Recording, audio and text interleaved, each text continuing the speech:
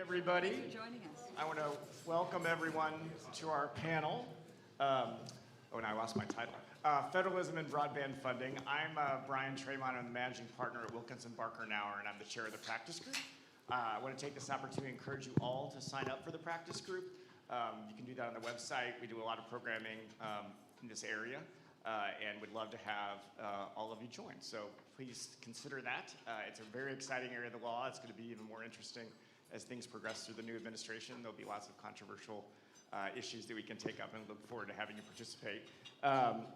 Let's see, a few logistical notes. One is for the attendees seeking CLE credit, you're requested to sign in each day to receive the credit. If you've not already done so, use the QR code on the CLE card provided. If you don't have that card, there are volunteers that have them. It's right here. Be advised that some states require signing out as well, so just be aware of that. And the standards for CLE credit must be going really down if this thing is going to count. But they didn't know you were on the panel. Yeah, all right. I think that's right. Get it in before they correct it.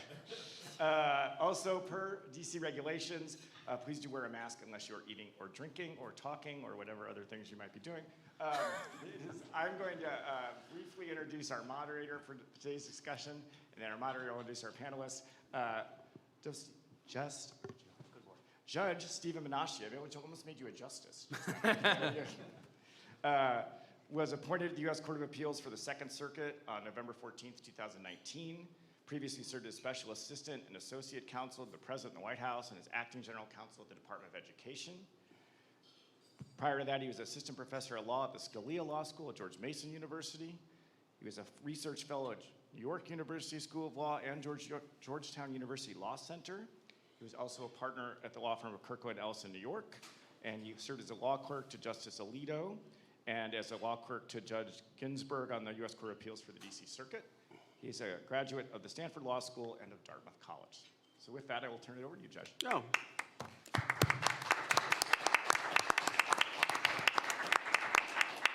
Thanks very much, Brian, and welcome everybody to our panel on federalism and broadband spending, finding the right approach. So the pandemic seems to have accelerated the push for universal broadband access, and our panel is going to explore the ways in which the federal government and states and private actors play a role in the development of broadband networks, and how the FCC's Universal Service Fund and related programs can facilitate deployment and adoption, and whether those programs might be reformed. And so to help us work through those issues, we have three distinguished panelists with us today, and I'm going to introduce them in the order in which they're speaking, and then I'll turn it over to them. So first we'll hear from Commissioner Brendan Carr. Commissioner Carr is a senior Republican on the Federal Communications Commission, and he served previously as the agency's general counsel. Described by Axios as the FCC's 5G crusader, Commissioner Carr has led the FCC's work to modernize its infrastructure rules and accelerate the build-out of high-speed networks. His reforms aimed at cutting red tape, enabling the private sector to construct high-speed networks in communities across the country, and extending America's leadership in 5G. Before joining the FCC as a staffer, he worked as an attorney at Wiley Ryan and clerked on the U.S. Court of Appeals for the Fourth Circuit. Commissioner Carr earned his JD from the Catholic University of America, where he served as the editor of the Law Review, and he grew up in Virginia and now lives in Washington, D.C. Next, we'll hear from Dr. Roslyn Layton, who is a leading expert on technology policy. She's Senior Vice President of Strand Consult, an independent consultancy serving the global mobile telecom industry. She's also a visiting researcher at Aalborg University, Copenhagen, where she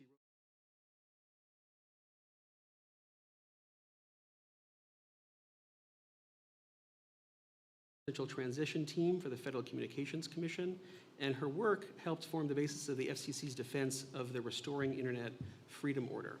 She has testified to the U.S. Senate and House on multiple topics and founded the think tank China Tech Threat to study the problems of technology produced by the People's Republic of China. She serves as the program chair for the Telecom Policy Research Conference and is a senior contributor to Forbes. Then third, we'll hear from Senator Eric Koch, an eighth generation Hoosier.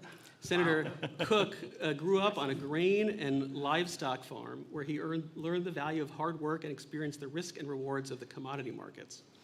He earned a bachelor's degree from Georgetown University before working on the 1984 Reagan campaign.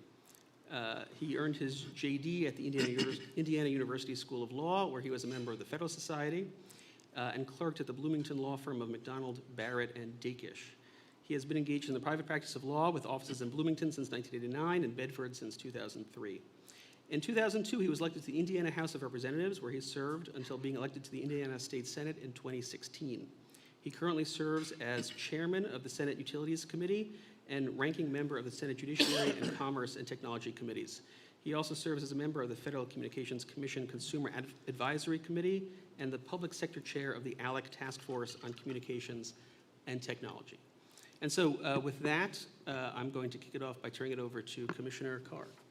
Oh, thank you so much, Judge, for the kind introduction for all of us. It's great to see all of you here. I know there's a lot of interesting panels out there, and despite the title, we will try to make this one interesting as well. So just stay awake. It's great to be anywhere in person these days, frankly. I'm so used to sitting behind the Zoom screen, which makes it very difficult to figure out when people have fallen asleep when I'm speaking, but thankfully here in person, when you nod off, I will be able to spot you and identify you pretty quickly. So hopefully that'll be an incentive to stay awake. You know, as we've gone through this COVID-19 pandemic, you know, as stay-at-home recommendations and orders spread across the country, so much of our lives virtually overnight turned onto the internet. And in the US, we saw this massive spike in internet usage, effectively taking 8 months of expected network growth and traffic growth and loading it onto the network in a single day. And America's networks performed despite that massive, massive surge. We were seeing, even on the traditional telecom network, we were basically seeing the same call volume every day that we usually only see one day a year, which is Mother's Day, believe it or not, is the highest call volume day of the year. And we were seeing Mother's Day call volumes every single day during the beginning of the pandemic. Also a good reminder to call your mother. America's networks performed. Other countries weren't so fortunate. In Europe, regulators there called up Netflix and other streaming video providers and asked them to degrade the quality of their signal because they were afraid that the continent's networks were going to break. Australia made some of the very same actions. China even saw a massive slowdown in their internet speeds, and we didn't. In fact, on the mobile side, we saw an increase in speeds. And why is that? It's because we have this regulatory framework in place that has incentivized a massive amount of investment in our broadband infrastructure. And it's because of infrastructure reforms that we put in place at the state level, at the federal level, over the past couple of years. If you flash back a few short years ago to 2016, new internet infrastructure built in this country had essentially flatlined. In 2016, we built 708 new cell sites in this country. At that point in time, China was putting up the same number of cell sites that it was taking us years to do every single 9 days. They were just hitting this massive cadence of builds. And frankly, it's because it cost too much to build internet infrastructure in this country, and it took too long from a permitting process perspective. And China and other countries were getting ready to unleash, according to some news reports and analysts, a 5G tsunami that was going to leave the U.S. behind, making it, as they put it, nearly impossible for the U.S. to catch up. You know, China saw what the 4G economy did to this country and all the economic growth we saw out of Silicon Valley and other places, and they wanted that. At least then, there's been some changes to their strategy recently, but back then they wanted that economic growth in the 5G economy for them. And so we had some work to do. We were behind the 8 ball. In my job at the FCC, I've tried to do it a little different than some of my predecessors. I've tried to be guided a lot less by the lawyers and lobbyists inside DC, some of which are here. I still like you. But I've attempted to get outside the Beltway and be guided by policies that are working at the state level, talking directly to the women and men that are climbing towers, that are laying fiber, splicing the connections that we need. And one early idea that I got, again, came from outside the Beltway, came from Indiana.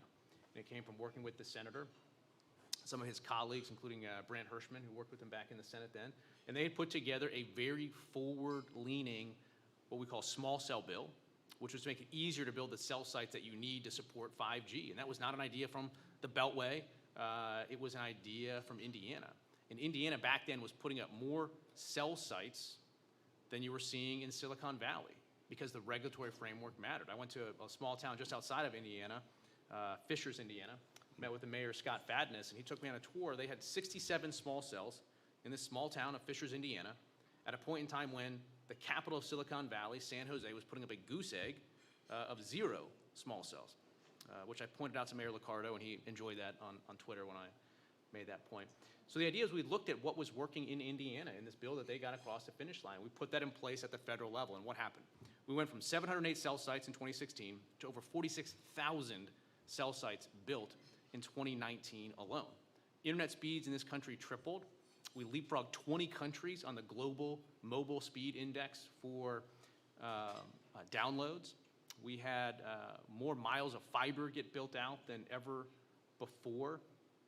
And we established a leadership position in 5G. And thankfully, because that's good generally, but it was particularly good as COVID hit. And that's why we were able to withstand that surge in demand that came with COVID. There were so many more families that were able to keep their kids educated remotely when their schools closed because of all the connections that get built out from building on the ideas that came from Indiana. So I was proud of that. And right now, as we've had COVID, everyone has realized how important connectivity is. And we've never had a funding commitment at the federal level to truly get the job done. By some estimates, we need about $80 billion. These are high-end estimates. You can poke a lot of holes in them, but $80 billion to finish the job of bridging the digital divide. The reality, though, is if you look out the federal agencies right now, just the core ones that touch on broadband infrastructure, between commerce, education, agriculture, Treasury, and the FCC, right now, over the last year and a half, we have had budgeted or we've appropriated within ourselves $800 billion that are eligible for broadband infrastructure. Now, they can be used on other infrastructure as well, so I don't want to oversell it, but that could be used on broadband infrastructure. So we need $80 billion by high-end estimates. We have $800 billion sitting there waiting to go, but we've got it stuck in the pipeline. We're not getting that money out into the field, and now we've got this new infrastructure bill that's passed with $65 billion additional dollars. And my greatest concern, and unfortunately I think it's inevitable at this point, is we are barreling towards a broadband blunder. We are going to waste such a significant portion of that $800 billion, and we are not going to have made enough progress bridging the digital divide. And this is one area where federalism is going to be so important, because at least with respect to the $65 billion, the states are going to have a big role in administering those funds. It sort of cuts the FCC out of it, which is fine by me. I don't get a cut of the money going through the FCC. It's fine. But we got to stay very coordinated at the federal and state level, because we've got a lot of entities with a lot of dollars, and we can't afford to have them dumping on top of each other, overbuilding each other. I wrote a letter in July to the cabinet secretaries that had that funding, Ed, Ag, Treasury, Commerce. The ones that got back to me, most of them just told me to pound sand, but I didn't even respond, which is fine. I get politics these days. The ones that did respond to me, it wasn't very comforting. They said, we're not even tracking how much of the money that's going out the door is going to broadband, let alone where it's going, what speeds, what technologies, what coordination, just the threshold. We don't even know how much of this $800 billion that we're shoveling out the door is going to broadband. That's a problem. And I've tried to flag it, and I've tried to talk about it, but again, it's largely inevitable. We're going to have this massive, massive waste, fraud, and abuse. And it's not entirely too late, but we do have to tighten our coordination. Separate apart from the $800 billion, we historically fund internet infrastructure builds in this country through a process called the Universal Service Fund. And you may not know about this, but if you look at your cell phone bill or your traditional telephone bill, there's a line item charge added there every single month. It's actually a 30% charge right now. We at the FCC collect that monthly charge, stick it into the Universal Service Fund, and that creates about a $9 billion a year fund. And right now that fund is unsustainable because that revenues associated with your telephone bills keep declining, so we keep increasing the charge. So now it's 30%. Again, it started at 6%. 30% charge on your bill is added to create $9 billion. That fund is in a death spiral. And so what I propose is we should look to large technology companies to start contributing for the first time into this fund. And that would stabilize the fund. It would take that 30% charge off of your bill.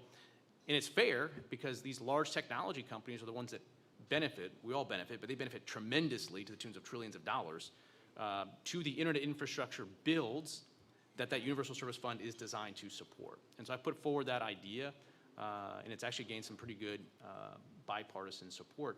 And then finally, real quick, what else do we spend this money on? One thing I've been advocating for is to make sure that we take an appropriately tough stance with respect to communist China. For years, we allowed that Universal Service Fund dollars to go to subsidize the purchase of Huawei, ZTE, and other spy gear and go right into our network. And we took some action in the last couple of years to crack down on that. But we had this Huawei loophole that allowed entities that, you couldn't take federal dollars and purchase this Huawei box and put it in your network, but you could use your own private dollars, purchase the same Huawei box, stick it in the same place in the network. And it was this massive loophole. Thankfully, we worked with members of Congress, and a bipartisan bill passed, both the House and the Senate, and President Biden signed that bill just yesterday, and that's going to give us some additional authority to make sure we close that Huawei loophole so we don't get additional insecure gear put in the networks. So with that, I'll sort of move on, but that's a quick overview, sort of where we are with internet infrastructure in terms of build out, some of the funding issues, and where I think we need to go to make a more sustainable model in getting big tech to finally contribute a fair share. Thanks very much, Dr. Layton.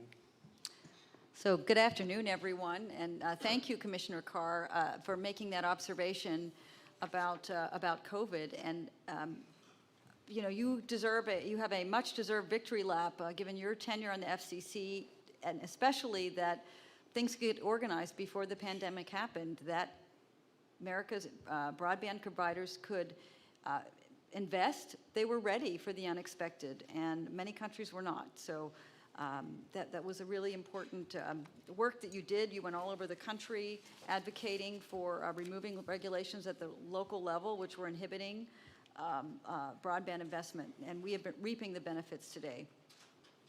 So before I begin, I really want to thank Federalist Society. It's always an honor to be here.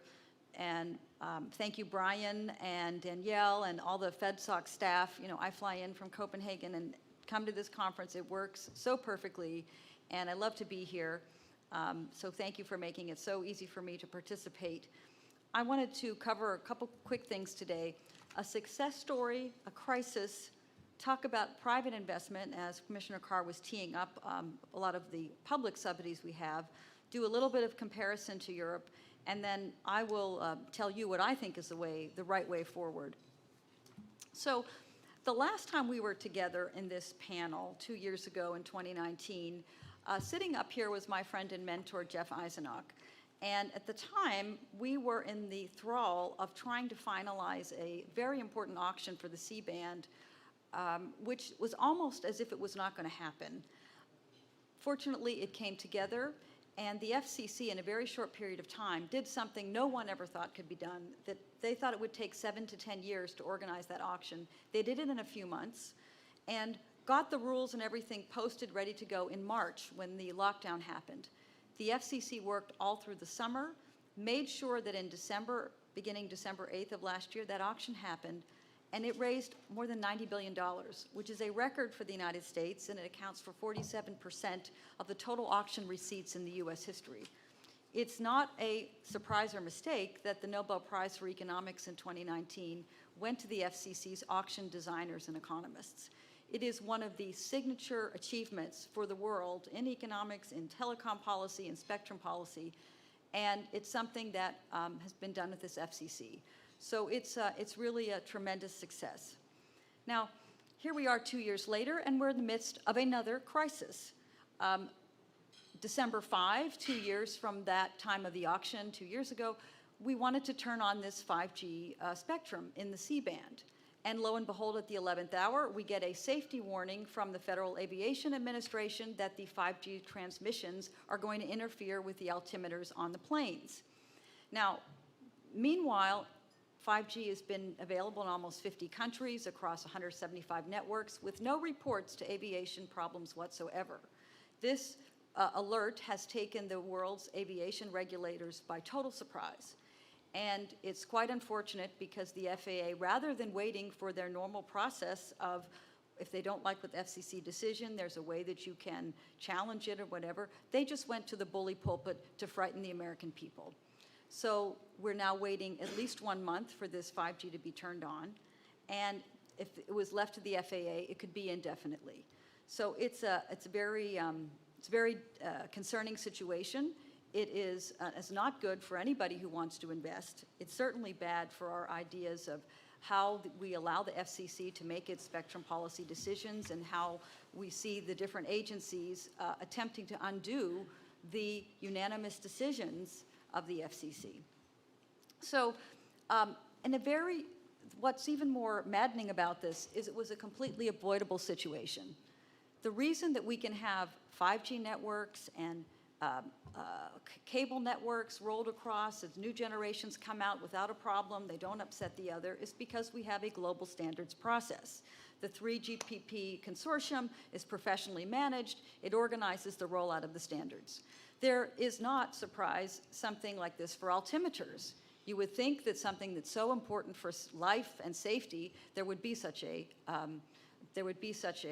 process. The FAA is not on top of it, and that is not existing. So in a larger picture, the other issue here is that what's even more amazing is that the US has been able to become such a leader under the circumstances that our spectrum policy, outside of the success we have with the FCC in commercial spectrum, 2/3 of our most valuable natural resources, our radio waves, are essentially held by federal agencies. So if you want to talk about the administrative takings or the regulatory takings, just look at the radio waves.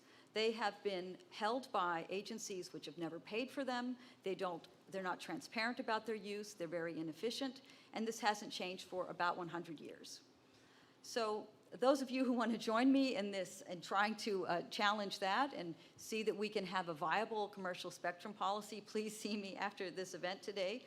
But that is our crisis today. And we're going to continue to see anytime a new technology, a new wireless technology emerges, new spectrum, we're going to have every other federal agency who fears that their holdings or their equipment, which is obsolete, is threatened. They will attempt to undo whatever way they can the FCC's lawfully and unanimously made decisions.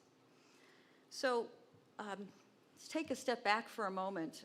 If we look at that $90 billion auction figure, quite staggering. But keep in mind that America's broadband providers, they're investing that much every single year, which is itself quite impressive. That is about 25% of the world's total private investment in broadband. So USA, we are 5% of the world's population. We're enjoying 25% of the world's broadband resources. So it is a success story beyond our imagination, and yet it's portrayed in the media as if we have broadband problems, that we have, that it's broken, that doesn't exist, this, that, and the other thing. It is a tremendous success for all of the imperfections that we can find, that the sheer amount of the investment is itself staggering. And would also suggest that why is it that we have to waste so much public money when private companies are willing to put up tens of billions of dollars to be able to use, to be able to provide broadband. So as I think as Commissioner Carr pointed out so well, this $800 billion, a tremendous waste. To put in perspective, if you go down to 2009, again, another waste of money. There was no oversight for that, whether a lot of that money was used to buy Huawei equipment, ZTE equipment. I don't know if NTIA has any process for, apparently they don't have a security process for seeing what will be used. Thank goodness that the FCC has stepped in, because we can at least ensure that this insecure equipment will not be used. But I don't think the other agencies are checking for that. So I want to give you a quick comparison to Europe. I'm a Danish citizen in addition to being American. I've lived there over 10 years. We see in Europe, before this regulatory wave, which began in about 2005 with unbundling, Europe used to account for 1/3 of the world's total telecom investment. And today, it's about 15%, and the market is very moribund. The European operators move their investments out of Europe, and they put them in the US. Like T-Mobile today is the result of investment being taken out of Europe and put into T-Mobile. They took their investment and put it in the rest of the world. That's the only profitability they make, and they don't invest in Europe, and it's quite sad. But there, the European paradigm, if you will, was a notion of having an incumbent network, perhaps a government-owned network, and the access to that would be regulated, where you could resell. You have a single network in the country, and then you resell the access. And that somehow or other, magically, someone who can resell it would decide to buy their own network because they'd climb this proverbial ladder of investment. Well, surprisingly, after 16 years, we've not seen new investment in European Union, quite sadly. But for those of you who can have any intuition, Why would you invest in your own network if you could use another at a regulatedly low price? So that is kind of the summary of the EU. In the US, we took a different path, which was quite important. We said facilities-based competition. We have allowed cable infrastructure, wireless infrastructure, satellite, fixed wireless, all kinds of other networks to compete, to allow the consumers to choose the technology, and that is, part of our huge success in the United States. Now, it's certainly the case that we have, things are not perfect, and we can go to rural areas and find, we would like to have more networks in certain places. Now, this is also a question around what, allowing the local providers or the consumers to decide which technology they prefer. Some may be preferable in some areas versus others. There are different cost advantages depending upon where you are. But the biggest, and then of course, a lot of the regulatory barriers which are there, and Commissioner Carr's worked hard to remove those. But really the biggest glaring issue is that since the beginning of the internet, we have somehow taken a vacation from reality and said, the technology provider, the content providers, the apps and services, they don't need to participate in the program.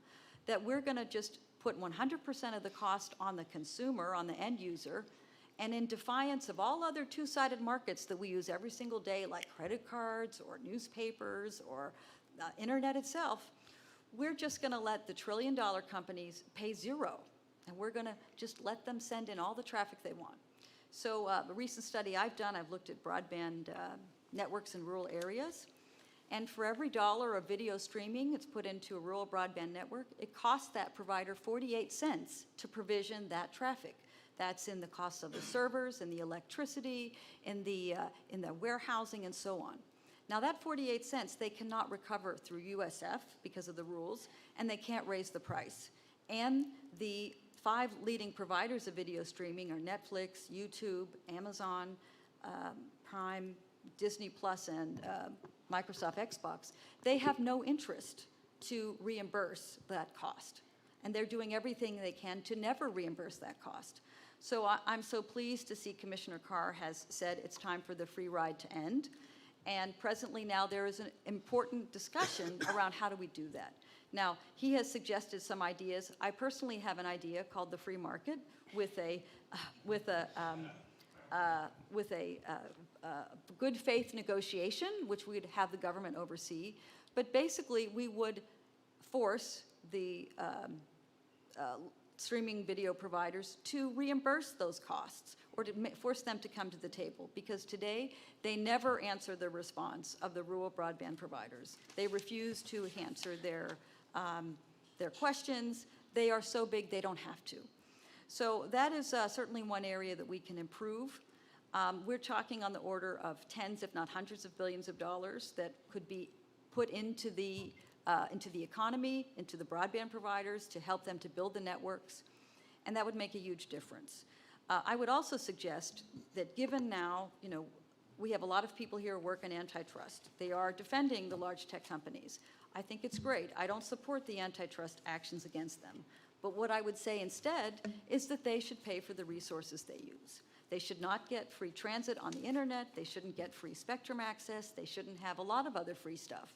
And that all the free stuff they get has inured them and made them, it only exacerbates the problem of them being large players and continuing to exacerbate, if you will, these problems. But it would be a great way to get money back into the American economy, build the networks themselves, instead of deficit spending, more taxes on end users. There's a better way to go. And finally, I would just compliment again that if anybody was at yesterday's panel with Ajit Pai and the separation of powers, there were a lot of horror stories about FCC and Congress and different federal agencies and the back and forth. But I want to end on a positive note, because we've had a huge success story in the Secure Equipment Act signed just yesterday. As former Chairman Pai explained, back in 2019, they realized this Huawei loophole. And from 2018 to today, the FCC had granted 3,000 more equipment authorizations to Huawei. Bad thing, but fortunately that has come to an end. And this Secure Equipment Act, which was signed yesterday, was bipartisan. It was near unanimous. It was, something like, I think only 4 people didn't vote for it in the House. It was unanimous in the Senate. And in a matter of a week, signed by the president. So that is how things can work. And this represents something very important for the FCC to do, because consumers themselves cannot really find out around which equipment they can use or not use. It has to be, the work has to be done by the national security agencies. The FCC maintains the covered lists, and it provides the equipment authorizations. So this is a really important function that the FCC serves. And the nice part about this, for those of us who care about separation of powers, is that we saw the FCC doing exactly as Congress instructed. And I want to remind you, when all this net neutrality stuff comes back in the next year, like a zombie, that anytime the FCC is going to say, well, we have to do this on our own, we just have to act. No, you don't, because we've just demonstrated in a bipartisan way with unanimous support of Congress that the FCC will do what Congress says it should do, not what it makes up itself. So, but again, thank you, and I look forward to your questions. Thanks very much. Senator Koch. Thank you, Judge, and thank you for the invitation to be with you here today to bring a state-level policy perspective. As a member of the Indiana General Assembly, I've been involved in state broadband policy for nearly 20 years. So I want to begin by sharing some historical context. I can recall as a freshman member of the House of Representatives in 2002 being assigned to a new standing committee called the Technology Committee, which was the first time we took a look at broadband from a public policy perspective at the state level in Indiana. I can remember finding out then that no one had any idea where broadband was and where broadband wasn't in Indiana, largely because the telecommunication providers closely guarded that information as a trade secret, understandable. From there, we developed a mapping process that promised confidentiality to industry, but the maps generated, however, still weren't very useful in the absence of policy direction. In 2006, we became one of the first states to deregulate telecommunication services in a race with Texas, as I recall, who was going to be first. Deregulation was phased in over a 3-year period starting in 2006, and rates and charges for retail telecommunication services in Indiana were fully deregulated as of July 1, 2009. That legislation, importantly, made a statutory finding that, quote, competition has become commonplace in the provision of telecommunication services in Indiana and the United States, close quote. And that competition would become the substitute for state regulation of rates, charges, and service quality. In other words, we moved to market regulation. The result of that deregulation was an early and significant influx of investment in internet-based telecommunication services, albeit with most flowing to the most densely populated areas of our state and beginning the digital divide with the more expensive to serve rural areas. As Indiana entered the next decade, broadband policy moved front and center as both a political and economic development issue. Later, it would become, in addition, a quality of life issue, particularly in rural areas. Then, access to high-speed broadband would ultimately be viewed widely as a basic necessity, or in essence, a utility service such as electricity or water, with an expectation that government action should fix market failures to bring high-speed internet to all at affordable prices as soon as possible. So that was the context within which our policy over the past decade has developed. As chairman of first the House Committee on Energy, Telecommunications, and Utilities, and later and presently chairman of the Senate Utilities Committee, I applied certain principles as we made broadband policy that continue to be relevant to today's policy conversation as we appear to be on the cusp of an unprecedented amount of federal funding earmarked toward broadband. So, here are a dozen policy pillars that have worked well for us and which I think provide a sound guide for state and federal broadband spending. First, we promoted local deregulation at the local level.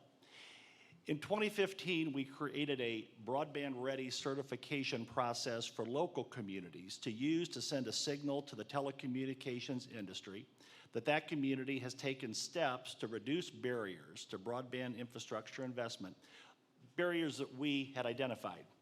Specifically, things like the appointment of a single point of contact for all matters related to broadband development projects, the establishment of procedures to allow for the electronic submission of all forms, applications, and documentation required for a broadband development project, a requirement that all permit applications are approved or denied within 10 business days after they are filed, and an assurance that all inspections related to a broadband project will be completed in a timely and expeditious manner. These procedures must also prohibit the unit of local government from requiring the designation of a final contractor to complete the project, imposing a fee to review an application or issue a permit, imposing a seasonal moratorium on the issuance of permits, and discriminating among communication service providers. Currently, 56 Indiana communities have become broadband-ready communities. Second, we require skin in the game. Recently, we established a state fund containing approximately $270 million. Providers submitted letters of intent for 250 projects covering more than 140,000 customer locations, requesting over $600 million in funding. However, our program guidelines require providers to have 20% skin in the game to get those grants. Third, we don't support government competition with private capital investments. For many years, it was fashionable in many states to fund municipal broadband, and in many cases, it led to taxpayer bailouts. We didn't go down that road and won't. Fourth, we don't subsidize overbuilding. We don't subsidize one company overbuilding another's facilities. To protect against this, we have a challenge process built into our grant program.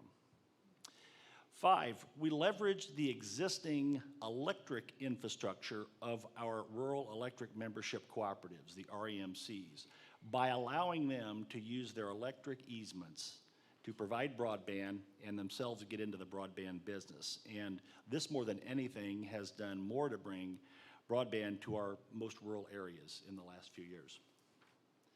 6, our grant program uses a reverse auction process to ensure projects go to the lowest bidder.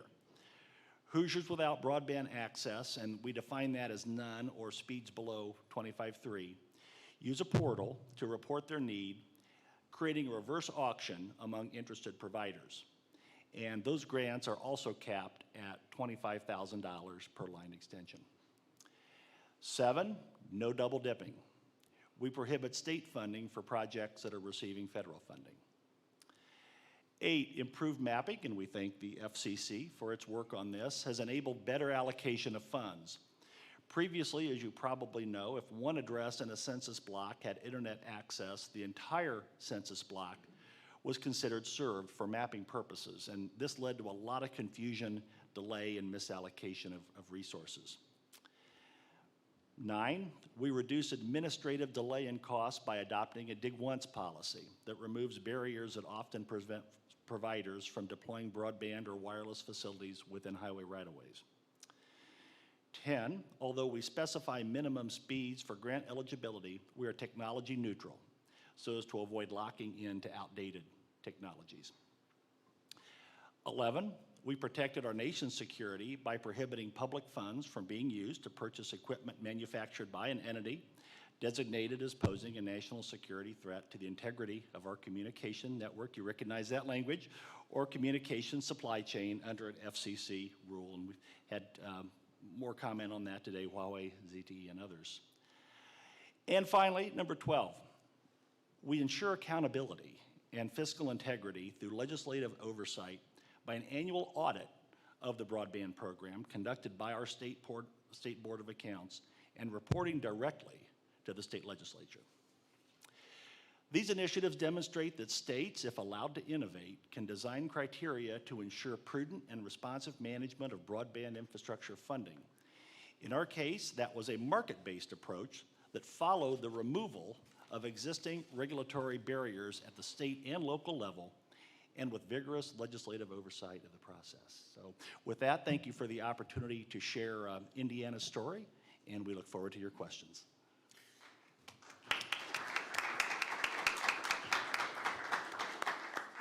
Thanks very much to our panelists for those opening remarks. If anybody in the audience has any questions, we'd ask that you line up at the microphones that are here, that are at both sides of the room, and we'll call on you as you gather.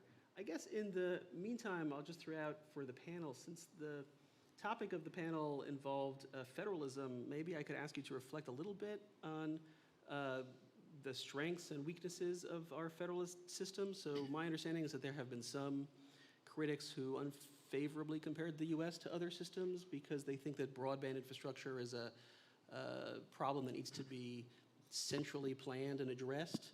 And so we've had a little bit of a hint from the comments that we've had so far about some coordination problems between the federal government and states, and I wonder if if there's some strengths to it or if it's something to be overcome. Why don't you start? Yeah.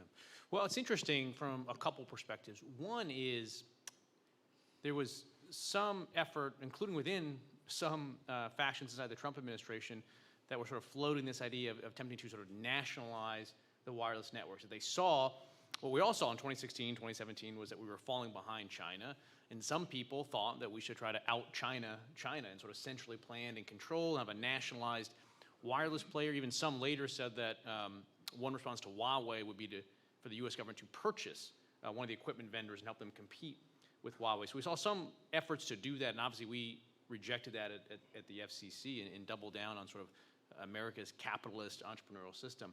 The other tension we saw, it goes to what I mentioned with Indiana, which was at the federal level, we put in place guardrails that put limits on the fees that state and local governments could charge to build internet infrastructure, and we imposed shot clocks on their actions. We had some people, I mean, look, I get it. Whenever you have someone in Washington telling a local regulator you can't charge X to review a small cell permit and you got to act within Y shot clock, there's going to be tension between federal and state. And there were people that said, we are, preempting too much. We're not respecting the role of state and local officials. And so there was certainly some tension there. But to your point, we were looking at a need for a nationwide build out of 5G. And the reality was there were some big must-serve cities like San Francisco, like San Jose, like Manhattan, and New York City, that were charging just exorbitant rates because carriers had to go there. And to some extent, God bless the local officials there. They could charge, and again, San Jose's was charging $1 million just for carriers to sit at a table and then negotiate high per-site fees to build 5G. And again, God bless San Jose that they had the luxury to do that. But what that did was it sucked up capital that was needed to go to the outlying smaller and rural communities. And so we had to step in, obviously we thought rightfully so, at the federal level, and regulate there. Again, building off of the ideas that we learned in Indiana. That was challenged, went to the Ninth Circuit, and we won that case on the idea that we did have the authority to do that. So yeah, there is some tension there between our goal of a federal build and sometimes the local interest in maximizing the amount of money that they can get while also getting 5G. But thankfully, I think we struck the right balance there by looking to some of the state laws. Does anyone else have reflections on this federalism question? Well, I would just point out, living in the European Union, one of the advantages we have in the U.S., we have a truly federal system, which is important for mergers and acquisitions. One of the challenges in the European Union is that there'll be different authorities. It will be Brussels or your national competition authority, depending upon if you want to make a merger.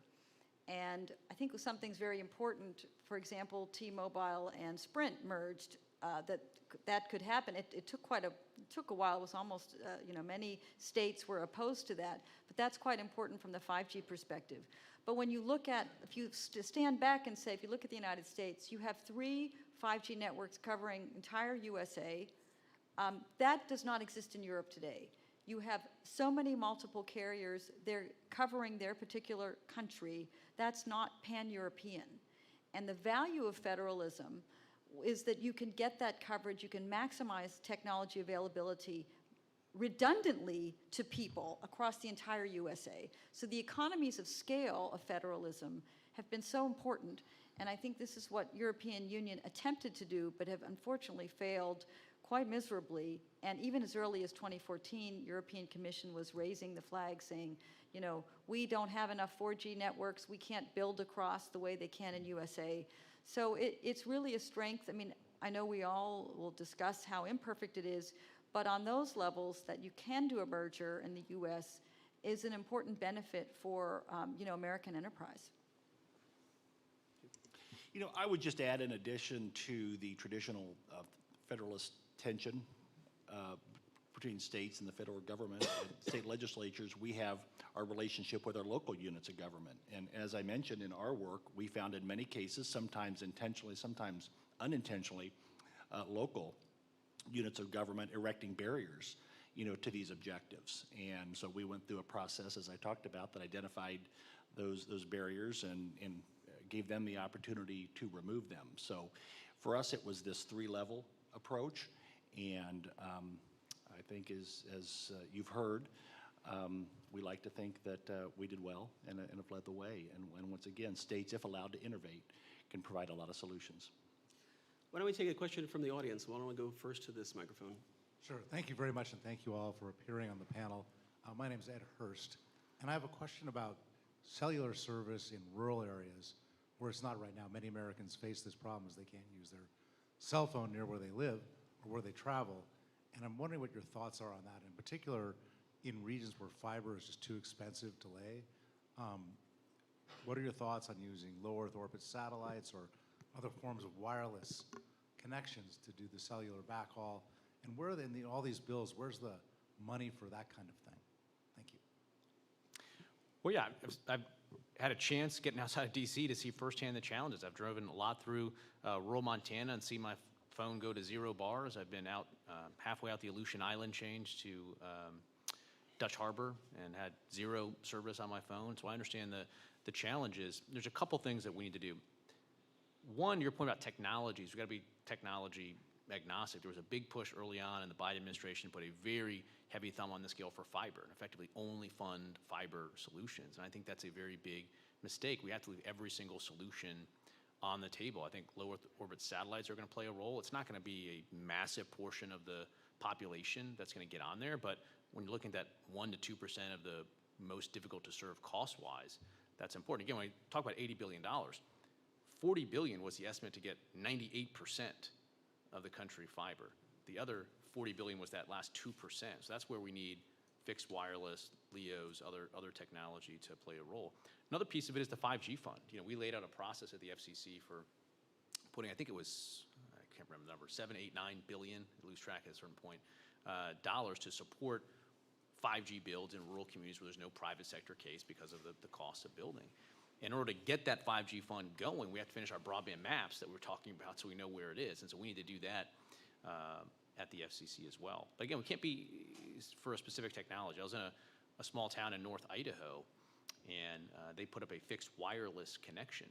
And basically overnight, by turning on this fixed wireless connection, they were bringing high-speed service to that community. If we had waited to build fiber there's 2 problems. One is cost.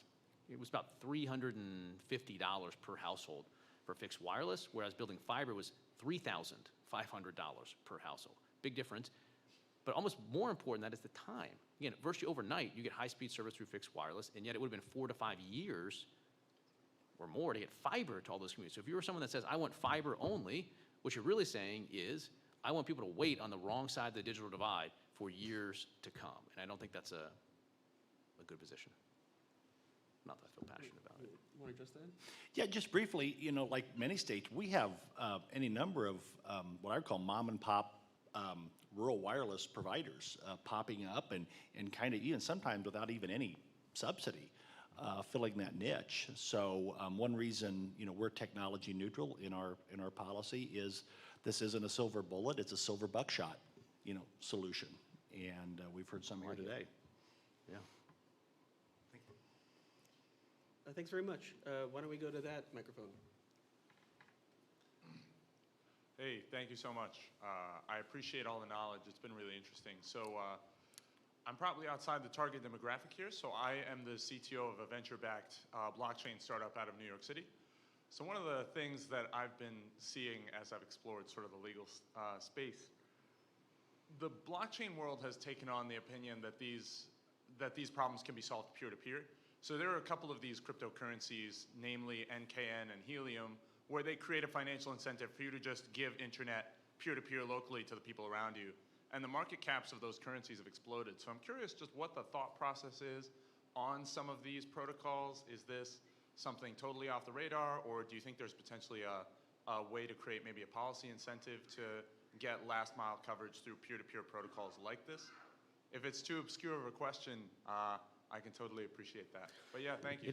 It is a little bit obscure, but we will get an NFT made of this conversation, and that should square the circle. I mean, look, there is always a tension at the FCC between policies that we put in place that are going to, from some people's perspectives, benefit large providers versus policy dials we can turn that are going to give smaller providers a fairer shot to compete. There's all sorts of ways that you can do that, but it is a tension. I mean, the answer is not a significantly large portion of the population served from sort of peer-to-peer mom and pop. We need just massive investments, and so you got to blend it with big providers with big pockets that can invest heavily in the infrastructure, with the opportunity for innovative things to sort of pop up around the edges. But I do think it's an edge play.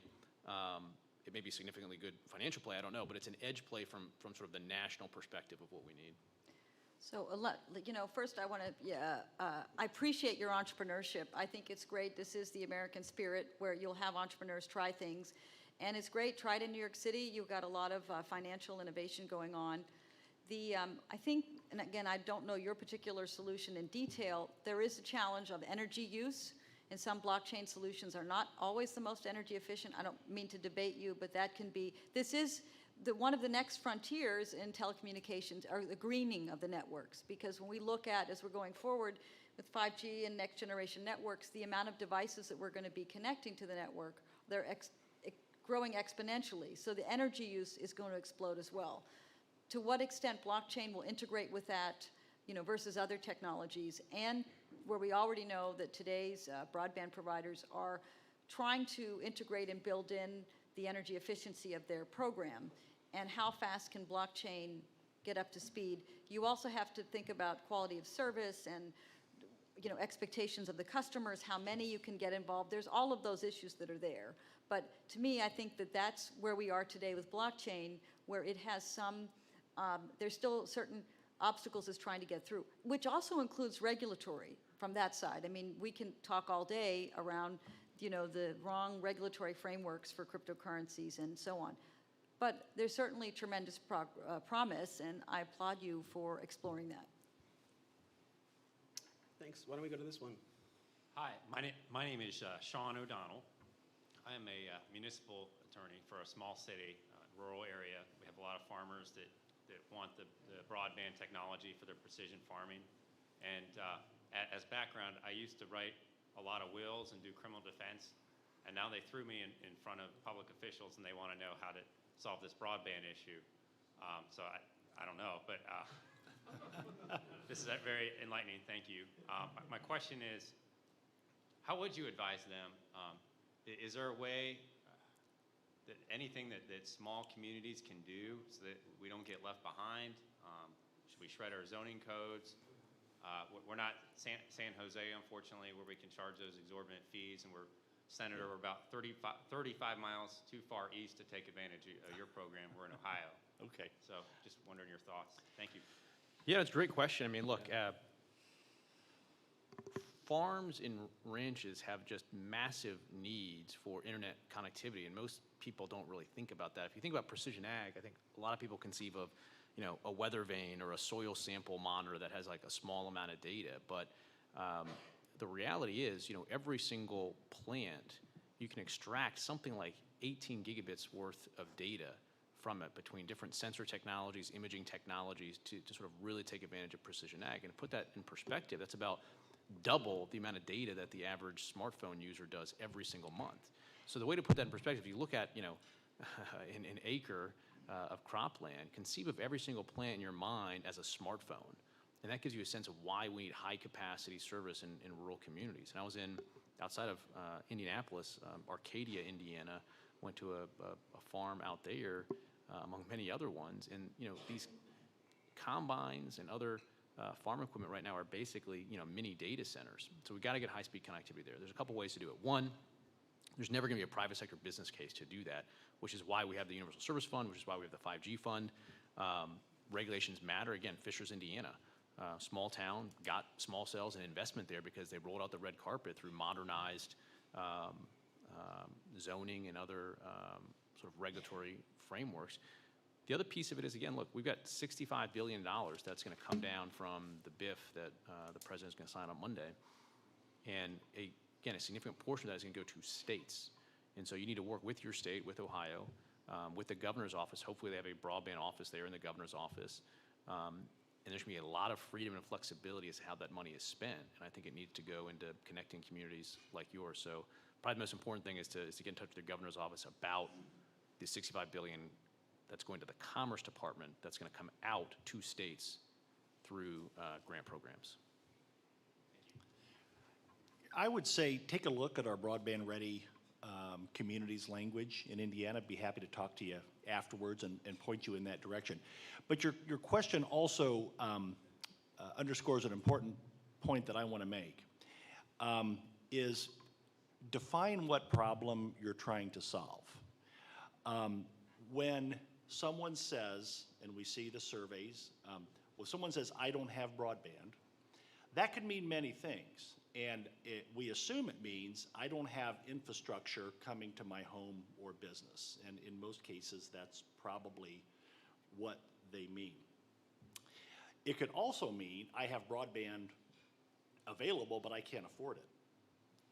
It could also mean I have broadband available, but the speed and service quality are not what I need to do what I do, or my family needs to do what they do. Or it could mean broadband is available to that residence, but the customer isn't comfortable with adoption, or in some cases chooses not to. So it's important to define what problem you're trying to solve, because each of those four has a different solution and a different set of policy choices, especially when we are engaging at a point where we're using taxpayer money to fund cases where a business case doesn't exist. And so I think it's just critically important, to when broadband is not available, develop a deeper understanding of what that means in your community or different parts of your community, because availability means different things to different people.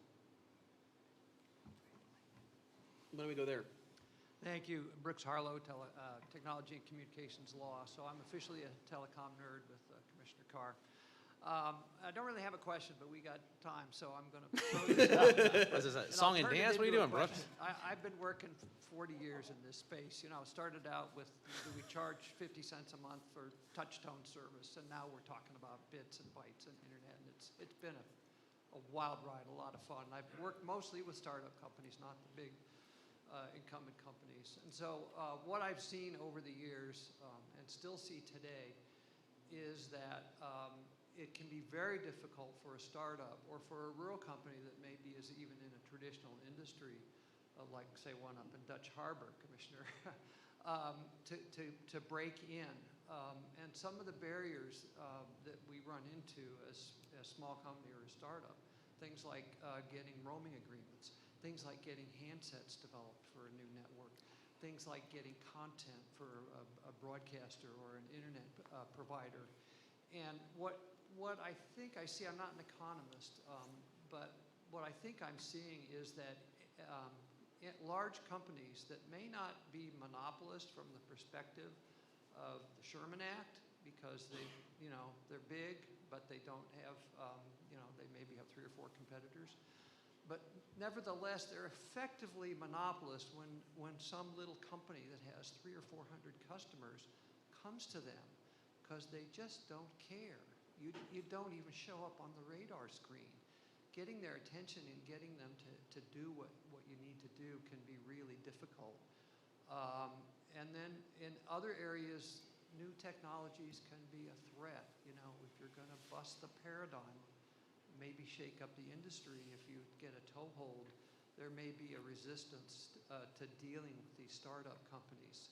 So, all right, let me try and turn that into a question. Basically, what are your thoughts on small companies and startups, and do you think that the existing laws, the fair trade laws, the antitrust laws, the communications laws, are those adequate to enable these companies to get a toehold and to serve rural America and to provide new kinds of services and more competition? Or do we really need to go to Congress and see some changes? Thank you. Thanks. Well, let me answer a better question, Brooks.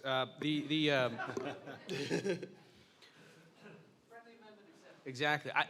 Well, let me answer it this way, which is sort of talk about it from the technology perspective, but to talk about it from sort of the big tech perspective, right? Which is, in my view, we're living in a situation which we've never had such a wide gap between power on the one hand, that's wielded by these large technology companies, and accountability on the other. It's just a massive goal. And I do think that we need to change competition policy. I think we need at least some updated thinking on the antitrust side. I've not weighed in on whether we need new standards or whatever, but I do think we need some updated tools to look at these companies through different competition lenses, because we don't have slow-moving monopolies anymore. It's not like you're building a railroad and you can see it happening, and the amassing of power is slow and visible. In the digital space, you can get to gatekeeper power, if not monopoly power, and scale to it so quickly. And so much of our thinking in doctrine is about regulating, identifying slow-moving, slow-building monopolies. And so I think that's a challenge for regulators and a challenge for the doctrine. I do think that we need to step in. The FCC has a role. I think we need to provide updated guidance on Section 230. I think we need to look at state law and federal law about imposing affirmative anti-discrimination obligations on large technology companies. And I think that there's a lot of running room left for us as conservatives to say, look, the idea that government is the greatest threat to individual liberty is still there. The government is the only one that can exact capital punishment, that can put you in jail. And I think conservatives have rightly been so focused on that, particularly coming out of the 1980s, from sort of the libertarian thread that sort of influenced a lot of conservative thinking. And I think that what that resulted in was blinders to there is an additional threat to individual liberty. Yes, it's government, and yes, the solution of the 80s of shrinking government was a good way of doing it and getting the government out of our business. But now we have the rise of these corporations that are a very large threat, in my view, to individual liberty, whether it's the tech platforms and all the censorship that they're doing, or moving beyond that. And so I think conservatives were slow to pivot from the government is the greatest threat to individual liberty, misinterpreting that as the government is the only threat to individual liberty, and saying we should just sit on our hands and do nothing as large corporations act in ways to squelch individual liberty. And so we need to step up with the use of government power to hold these large technology platforms accountable to get to the core purposes of the conservative movement, which is to preserve individual liberty. But it's going to take something other than sitting on our hands, libertarianism, to do that, given the way that large technology companies are operating. Let me add on that, because I think that, I think Commissioner Carr's made a very powerful case. I certainly agree with this notion about equity. That's all the rage today, and we see a lot of inequity, if you will. I'm slightly skeptical just because of the experience of Europe. If we go back to 2014, when Margrethe Vestager came in as the Vice President for Competition, European Union, this has been a gift to big tech. European regulations have done nothing but increase the market share and profitability of American platforms in Europe. Essentially, the whole notion about European Union, which was going to be European companies trading goods with one another, has turned into Amazon sells Chinese products to Europeans. And I think it's great for Amazon. They have an amazing experience. It's seamless. It works better than a lot of European platforms. There's nothing wrong with that, and we benefit. My concerns are, I don't know the proposed solutions, how and whether they'll work, because we know that whatever we try to do, big tech will make it work for themselves. They're already embedded in government today. There's a revolving door between those companies and this administration and every administration. So I'm skeptical that all the right intentions will produce the result that we think. Now, as a pragmatist, what I would prefer to do is to get the large companies pay for their share of other people's resources and for the public resources. That's why they should pay for their use of spectrum. They should pay for their use of other people's networks. I'm not a copyright or copyright person. I know there's issues there. So I'm less excited about regulating them, and God forbid we make another monstrosity digital platform regulator. That Federalist Society will have to make a whole new section to deal with that. I'm sure all of you would send your kids to college on that program. But I guess what I'd say is I'm more interested to get them to contribute to our society for the use of our resources. And that is a way to get the money in the economy, rather than thinking that we can somehow regulate it to make it fair. There may be some combination.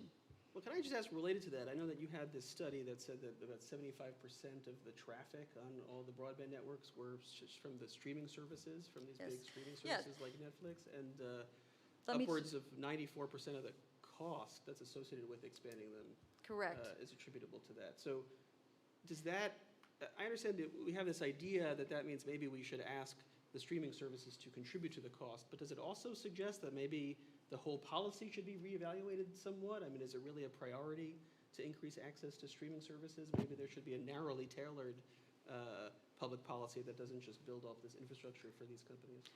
So thank you for asking that, Judge. I sit in Copenhagen and I study internet policy around the world. And what I have found when I look at traffic studies is you see so many, on one level it's wonderful. That most of the 99% of the world's traffic goes to 1% of the world's destinations, and they're largely from USA. Now, increasingly Chinese, which itself is a form of competition, even though they don't play by our rules. But I think the point that the judge is raising is an important one. As it is today, the downstream traffic on wireline networks is overwhelmingly going to 4 or 5 destinations. Now, you could change that if those companies decided to reformat some of the design of their services. It could become more efficient. Of course, they invest a lot in that today. Short of redoing all of public policy, what are the incentives for them to make their traffic more efficient or to support the cost of the network? The interesting thing, which I think a lot of people don't realize if you take an 80-20 view of our networks, the socially valuable part of our networks, public safety and education and the work, Upwork and all this kind of part, takes up very little data. Some of the most valuable communications you'll do will be a 2G SMS or a 3G SMS that you could make. But that doesn't require high speeds. So we have, in some ways, our definition that we always just have to have higher speeds and at a low price, that is benefiting just entertainment. If we look at traditional telecom policy, we've talked about universal service, it's not supposed to make entertainment universally available. And a lot of what's behind the whole broadband push, the $65 billion, is a reward to the entertainment industry that is not deserved, that especially when they're not paying for any of it. If you actually thought about provisioning the networks for what's socially valuable, you might begin to look at the technologies a little bit differently. You may be more flexible about the speeds. It could also help, as we talked to this gentleman here in Ohio, what's socially valuable may be precision agriculture, not having more Netflix available in this, not that I'm saying there's something wrong with that, but if you prioritize, you may have a different outcome. Quick example, Greenland, 50,000 people. They have been doing telemedicine since 2008. They said it's most important for our people to have health and education first and foremost. Before we're making sure movies can be seen on the network, we're going to make an intranet available so all the school kids who are in Greenland, they can study the same things as people study in Denmark. And then there is an availability of the Danish Royal Hospital. They can get access to those services in Greenland. So under that extreme conditions, they are able, because they've decided that's how they're going to provision their network. And engineers can solve a lot of the problems, and they look at it differently than public policy. One of the worst things that we thought was all data is equal. It isn't. Some data is more valuable to us, and we should understand and allow our network providers to work accordingly to make what's valuable for that community. Do you want to? No, nothing more to add, really. thought the Greenland example was interesting, although it did bring up some old wounds, given that they snubbed our overture to make them part of the U.S., but that's okay. We'll, You should have bought them back in 1948. yeah, it was a great deal. It was a great deal for them. They didn't take it. But I guess I had this question in particular. I mean, do you think, since you said this question about the tech companies, if in fact a lot of the traffic on the broadband networks is supporting entertainment streaming services, I mean, does that lead one to question whether the objective is just increasing the infrastructure period as opposed to doing something more targeted or more limited? We certainly, we need the infrastructure out there, and it's, you can't really parse it, get the infrastructure out there, but only use it, for X. That becomes a challenge. But I do think what is right here is to think about, the fact that we have this universal service fund that you don't have a choice on, you're being forced to pay into, and is it effectively, predominantly supporting the distribution mechanism for large technology companies? And if so, how should we modify our public policy? Should you be on the hook for 100%, in the main, 100% of the cost of Netflix delivery method? Or should Netflix start to pay, a fair share, a contribution towards supporting? I think that's where I would sort of take that conversation. Why don't we go to, I think this microphone, yeah. Thank you, everyone, for a great panel and great discussion, and great to see a Indiana senator here. I'm a proud citizen of Tippecanoe County myself. Oh, terrific. So my question relates to securities. I think earlier in this panel, there's a pretty broad consensus among you all, around hardware security in particular, making sure Huawei ZTE equipment doesn't end up in American networks. I think that focus is great, but from my perspective, it only really touches 1% or less of the surface area of security, and that I think even without any Huawei or ZTE equipment anywhere in our communication infrastructure, it's probably still the case that Xi Jinping can call up the PLA one day, and the next thing you know, our network is getting wholesale disrupted. So I'm curious as to what your thoughts are on solutions for tackling network security as a more comprehensive matter than just hardware. It's very easy to say either in statute or regulation, thou shalt not use ZTE or Huawei or whatever other manufacturer's hardware. It's much harder to say, much more holistically, thou shalt give a damn about network security from the software layer on up. So I'm curious, and I guess federalism makes this doubly interesting because the weakest link in the network determines how secure it's going to be, and the weakest link is going to end up being the jurisdiction that cares least or invests least in network security writ large. So I'm curious what your thoughts are here on comprehensive solution for network security in our sort of federalist system. Yeah, it's a good question. It's one that we're tackling at multiple levels. As you pointed out, we have prohibited Huawei ZTE gear from going in. We're closing the loophole that let it go in with private funds. We are prohibiting carriers themselves, wholesale, that pose a threat to our national security from doing business here. China Mobile, for instance, we denied their authority to connect to the U.S. networks. And we are also starting to, well, there's a lot of work going on the cybersecurity side, principally, though, that happens at DHS, not the FCC.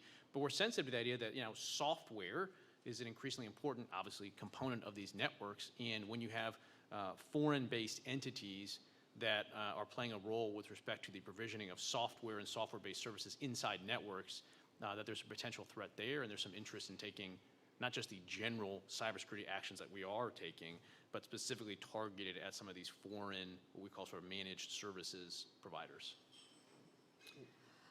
So thank you for the question. 2 years ago, I started a little think tank called China Tech Threat to answer exactly your question. And, my concern at the time was so much focus on Huawei that, I felt that, if everybody thinks we address Huawei, then the work is done. And if you understand a network, you have many layers. You have not just transport security, you have processing, storage, end user devices, you have privacy policy. I mean, then to say nothing of the practices of the Chinese government.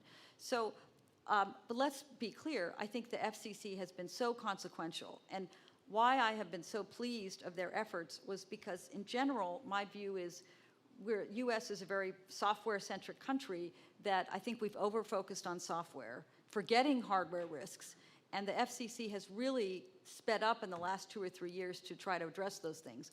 Huawei is just one part of it, but look at your laptops, the servers, the end-user devices, right? Motorola, this was once a U.S. company. It's a Chinese company today. It's owned by Lenovo. There are some decisions we can't undo.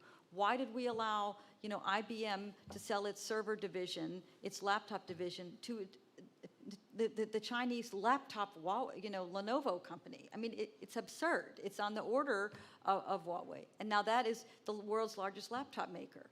And we created that. And unfortunately, they took a well-known U.S. brand, the ThinkPad brand, and made it a Chinese brand. The same with GE refrigerators. Haier bought that. So there has been this, hardware is a major issue. The FCC cannot solve everything, but they are at least prioritizing the top risks. That was with Huawei and ZTE. They've looked at the cameras, Hikvision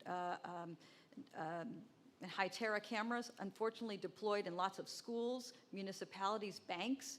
That data of your face goes into a Chinese server, can be processed in China, applied in social credits, put into a Chinese database of Americans, which has existed since 2015. So all of that. TikTok, for example. If you go to there's still an ongoing proceeding at the FCC on the covered list. And you can, and also credit to Commissioner Carr, talking about DJI drones should be added to the covered list.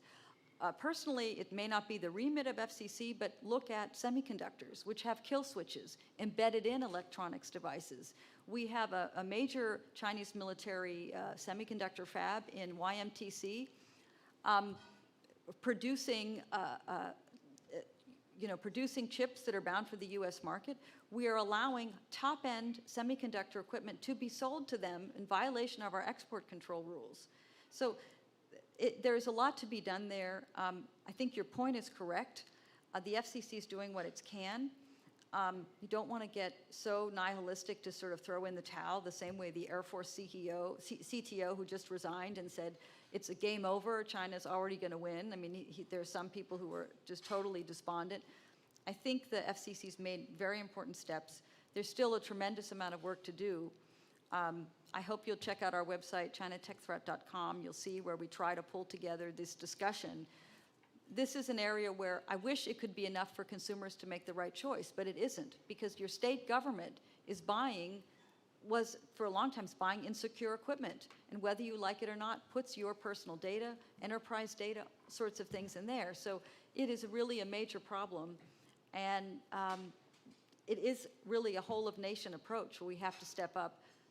We have other challenges of not making things in the U.S. anymore. Again, this is not the FCC's job to fix, but this is a challenge. I will commend the TIA, Telecom Industry Association, where they have been very supportive of restricting this, Chinese government-made equipment, also trying to promote the standards.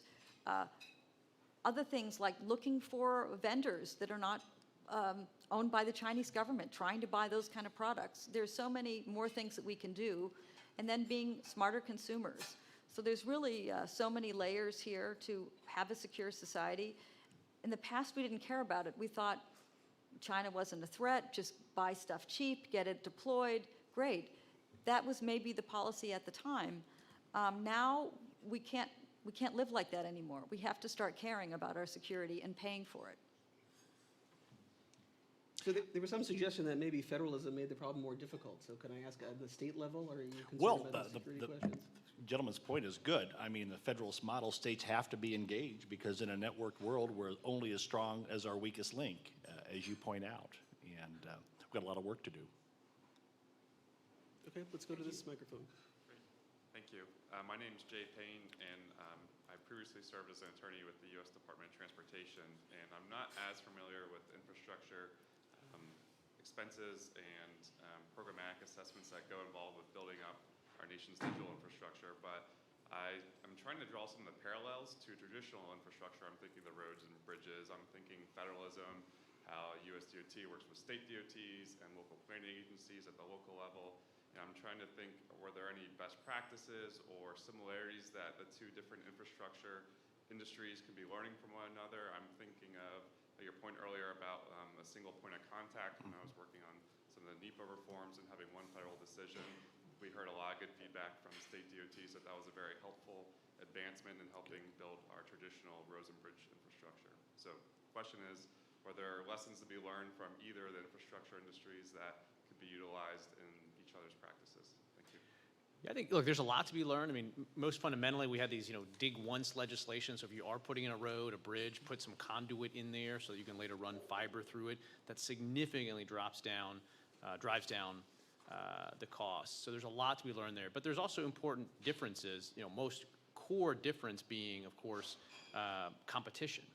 And this concept that we should, which is not the point you were making, obviously, but that we should regulate the internet like we regulate utilities because it is so important, is right in the sense that internet is so important, like a road, like a bridge, like water, like power, like sewer, except we want competition for internet. You don't want, competing roads, competing sewer lines, right? You don't have a choice of where your sewer goes. That doesn't make sense. But in the digital space, we want multiple choices. And so we cannot impose the same legal regulatory framework on the internet that we pose on physical infrastructure that is a monopoly service with no choice. And so the conflation of the value to the person of these infrastructure goods with the key difference of wanting competition and multiple providers in the broadband space is something we need to keep in mind. Yeah, go ahead. So, well, thank you for coming to our session. I love it when the different practice groups can slum in each other's sessions. It's a great way to learn. When you study telecom policy, you go back to the railroads because Interstate Commerce Commission. A lot of American telecom law is deriving from that. And personally, I do study a lot of different transportation infrastructures, and it's quite interesting where there's a lot of regulatory obsolescence across the transportation infrastructures. And so what happens, if you know the story about the ICC, which at its Interstate Commerce Commission at its height had something like 3,000 people, and the Staggers Act in 1980, brought that down to today, what today's Surface Transportation Board is. And that was very important in America's history to deregulate the railroads. And that was a tremendous success. Similarly, we did the same with the airlines. Huge gains for safety because there was a uniformity of planes. That deregulation allowed the innovation in different kind of aircraft, which itself is probably the most important factor in airline safety. I'm learning a lot about this because of altimeters. I've done the deep dive on that. Right. But the other thing I'd say is what you have going on in transportation today, the same as telecommunications, just as Commissioner Carr said, is intermodal competition. Look at Amazon Prime, where they have ordered a fleet of electric vehicles that are built ergonomically to bring the items to your door. They don't even want to deal with FedEx and UPS. They're just going to have their own trucks. So, that is a fascinating development. I would look at the American Society for Civil Engineers. They have a report card. And what I find so telling about all of the infrastructures in America, what is the best grade of all? You get a B+ for freight rail. What is the difference between freight rail and every other infrastructure? Telecom is not in that study, but the difference is freight rail is privately owned. America's freight rail networks are privately owned. They have a high level of investment. They invest tremendously in safety and positive train control. And interestingly, they're suffering some of the same regulatory obsolescence challenges. So there's now a move to try to do net neutrality for the freight rail in something called reciprocal switching, which is where the chemical industries who ship their goods on freight rail, they want to have price controls, to benefit the, Meanwhile, there is N number of possibilities of, shipping your goods. And it's a global industry where you're looking at the shipping, you're looking at the logistics providers, the trucks, right? And then all of them are competing on emissions and green characteristics. So there's actually a lot to learn by studying telecommunications, vice versa. But to me, the common thread is private investment. That was really important to be pre-pandemic, that the ones that could have a high level of investment, could weather the storm of the pandemic well. And then the other thing I'm looking for is where does the regulatory zombie emerge? Because that agency becomes obsolete, so they need to find a new constituency, and they need to invent a new boogeyman to justify their existence. We have an amazing FedSoc member, Jonathan Macy, who's written the article about regulatory obsolescence. I paraphrased it and looked at, compared telecom and transport. But this is one of the challenges that you have, is a race between the innovators and the regulators. And not to be too banal about it, but where you have the obsolete agency, they will try to reinvent with some new concept to secure a new constituency and to find a way to re-regulate the old network, as opposed to saying, let's let the infrastructures compete. And again, why do we have success in USA in telecommunications? It's infrastructure competition. Thanks very much. Let's go here.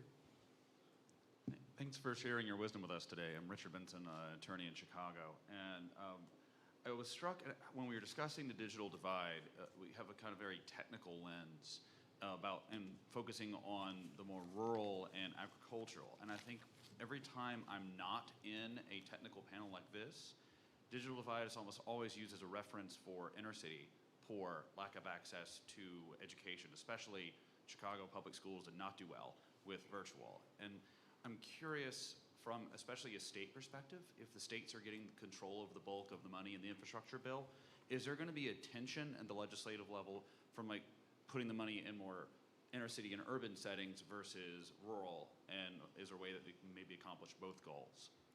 Yeah, your question underscores comment I made earlier in response to the gentleman from Ohio. It's really important you define what kind of problem you're solving. And in the inner city digital divide, it may not be lack of infrastructure to that home, but lack of ability to pay, in which case a subsidy may be in the form of a voucher rather than paying or subsidizing a carrier, to build into that home. And so I think, again, it's really important to decide what the problem is, because there's a different policy choice and different solutions for each of those problems. Now, in terms of what's coming down to the states through Washington, we adjourned earlier this year, and in essence, we sewed a pocket because we weren't sure what, how much, and what strings. So in the case of Indiana, I know you've heard the principles that we tend to work from, that to the extent we have discretion over building that framework, that's largely what it's going to look like. Just a quick thing. I would suggest you look at Telecom Policy Research Conference, because today we're talking mainly supply side. We're not talking demand.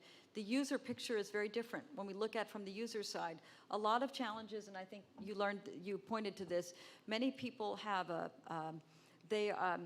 why might they not adopt? They don't feel the internet's valuable, right? For example, how did Denmark solve the solution to become leading digital nation? Well, the government put all of their services, made it digitally. Now that scares Americans completely understandably, but if you have a country of 5 million people, they have a high labor cost, and there's trust in the society generally, it's okay for the government to make everything digital because they wanted to lower the costs. And to make a seamlessness, it's also for tax reasons, digital currency, blah, blah, blah, all of that. But then again, you have a highly educated, high-income population. It made sense. U.S. is much more diverse. That's not necessarily the solution. But I think if you look at a group like TPRC, where they're grappling with the demand side and the user part of it, not all FCC tools and capabilities are tailored to addressing demand. And you may have different needs in public policy where you're going to look at both sides of the equation to find the right policy. Thanks. Let's go here. Drum McCarter, this question's for Commissioner Carr. You mentioned the death spiral that's facing Universal Service Fund, whether the contribution base should perhaps be expanded to try to make up for it. Don't you think it would be a lot better if Congress would just appropriate $9 billion a year for universal service? And that would also eliminate the constitutional concerns with having an independent agency kind of impose its own ever-increasing taxation rate? Yeah, there's some that are pushing for appropriation as one of the solutions.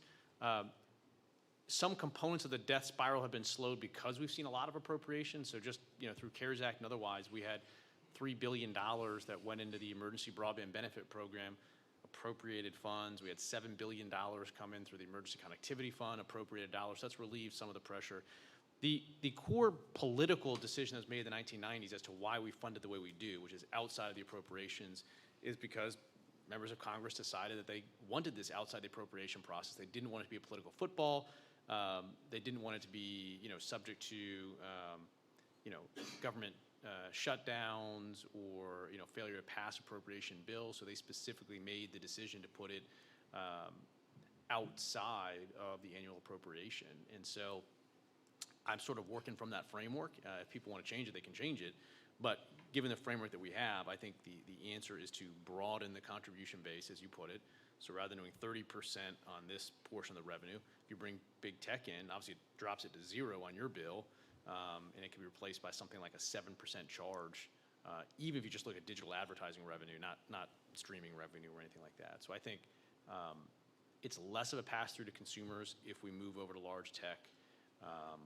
And some people say we should go in appropriation. That's fine. I don't oppose it. But unless and until that happens, I think we got to broaden the base. All right, thank you. Any other thoughts about that? So we mentioned at one point the infrastructure bill. I guess two things. One is maybe somebody could say something about what's new there and whether it changes the questions in this policy area. And then also, I think it was mentioned that a lot of the funding is being administered by the Commerce Department. And so is there a change in the role of the FCC and of federal regulators in this area after the infrastructure bill? Can you address that? Yeah, well, it is interesting. I mean, as we talked earlier, these estimates of needing $80 billion on the high end of funds. I mean, the fact that we have $65 billion now, the fact that, as we talked earlier, I think we have $800 billion across the different agencies, we can no longer point to a lack of funding as the problem if we don't end the digital divide. It is going to put a very bright spotlight on policies. If we have the right policies in place, if we don't have massive waste, fraud, and abuse, we can get this done. I mean, I'm reminded of that old Reagan quote about, babies. They have a ferocious appetite on one end and no sense of responsibility on the other. And at this point, we have just poured billions and billions of dollars into this system. If we don't get our act together, there's going to be some problems on the back end in terms of all these programs. Commerce is interesting. Look, the FCC, obviously I work there, so I'm a little biased, but they were stood up as the expert agency to do this. We have the Universal Service Fund. We do this every single year. We've got, auctions of those dollars. We have oversight mechanisms in place. And so, look, the decision to move this fully inside the administration, I understand why Democrats want unilateral control of those dollars rather than an independent agency where there's Republicans that are on the board that can have a say into how those dollars are used. I get the raw politics of it, and we've done this before. Again, 2008, the Obama era, we're coming out of a recession. They put the $7 billion through Department of Commerce. Again, puts it under basically the unilateral control of the president. I understand why the administration wants to do that, but the system we've got with the FCC overseeing the distribution of these funds, it's not perfect. We've got problems, but we don't need to hire, 1,000 people where Commerce is going to be stuck having to staff up to distribute those funds. Thoughts on the infrastructure bill, changes for the future? Well, since we're toward the end of the panel, maybe I could ask if anybody has concluding thoughts or they have. I have a question. Oh, sorry, there is a question. That's okay. Why don't we go there? Yeah. My name's John Strand.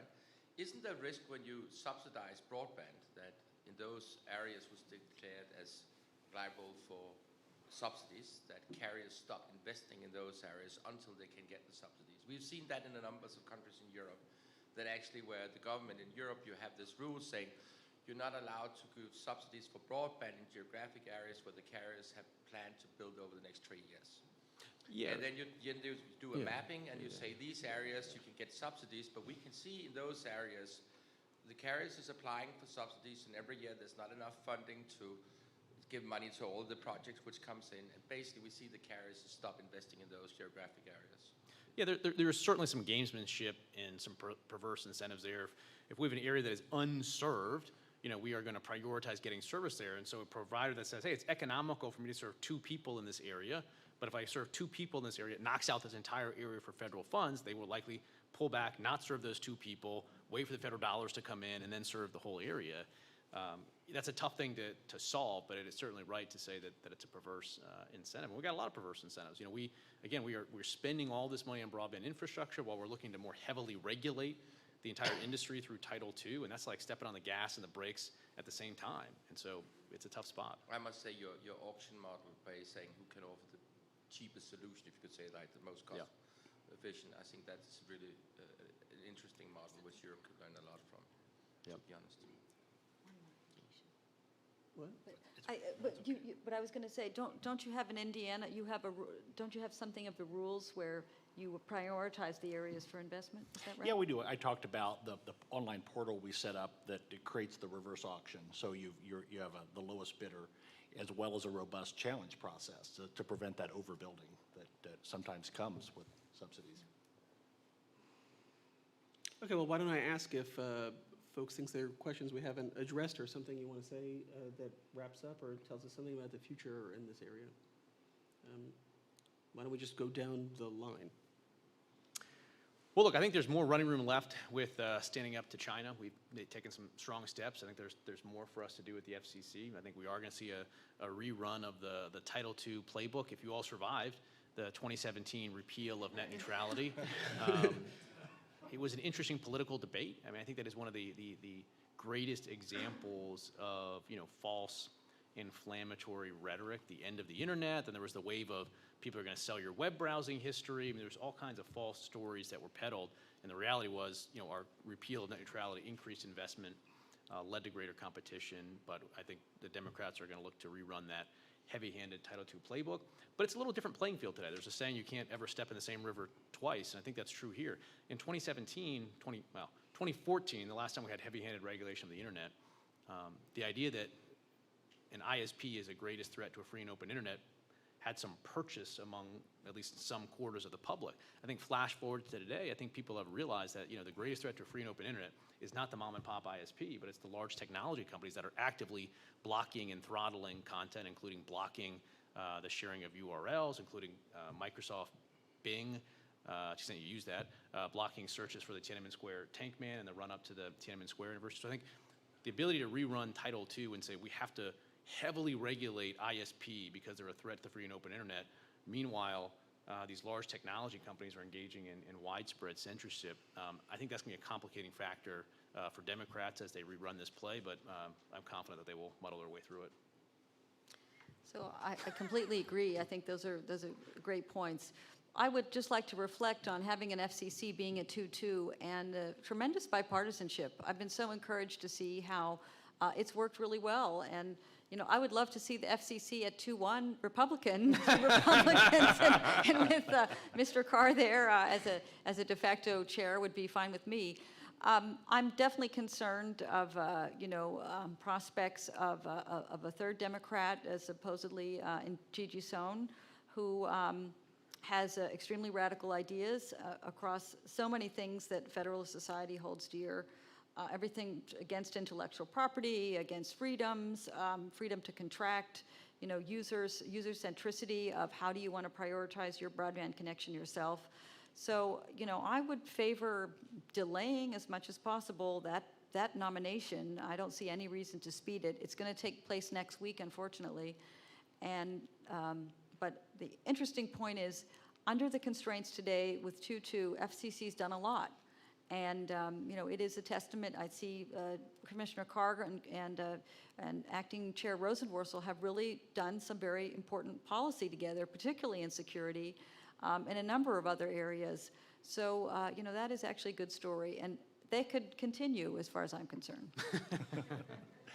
Well, I think states will be watching closely as to what strings the federal broadband dollars are going to have as they come down. And will states be allowed to use a market-based framework like Indiana has or not, or something else? So that I think will be very important to us at the state level as we continue to make policy along the lines we discussed today. All right, well, thanks everybody for the interesting discussion, and please join me in thanking our panel.